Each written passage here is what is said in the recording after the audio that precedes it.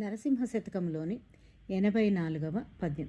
పలుమారు దశరూపములు ధరించితివేల ఏకరూపము పొందవేల నీవు.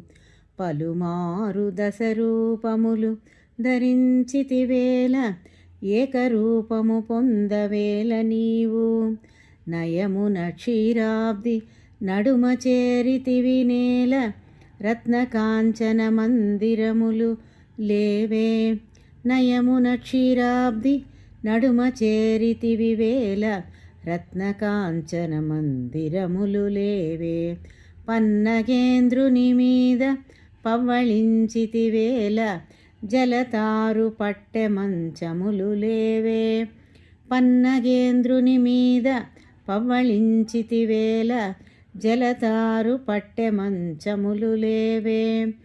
రెక్కలు గల పక్షి నెక్క సాగితివేల గజతురంగాది దోళికములు లేవే. రెక్కలు గల పక్షి నెక్కి సాగితివేల గజతురంగాదోళికములు లేవే.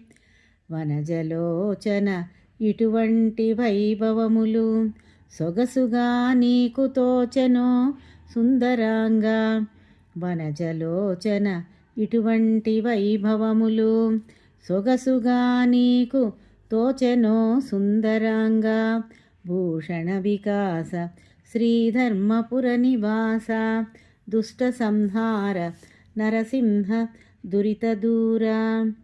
ఓ నరసింహ, దశావతారాలను ధరించావు అంటే ఒకే ఒక్క రూపము ఎందుకు పొందలేదు?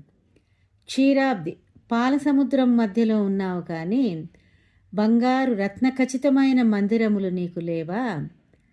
శేషసాయి తల్పము మీద పరుండినావు కానీ జలతారు పట్టెమంచములు లేవా? రెక్కలు గల గరుత్మంతుడి యొక్క వాహనముగా కలిగినావే. నీకు ఏనుగులు గుర్రములు వంటి గొప్ప వాహనములు లేవా? ఇంకా వనజలోచన కమలముల వంటి నేత్రములు కలిగినవాడా, నీకు ఇటువంటి వైభవములే సొగసుగా దొరికాయా? అంటే ఒక దశరూపములు, క్షీరాబ్ది పాలకడలి, శేషతల్పము, పక్షిరాజు ఇలాంటివే నీకు సుందరముగా కనిపించాయా? లక్ష్మీ నరసింహ.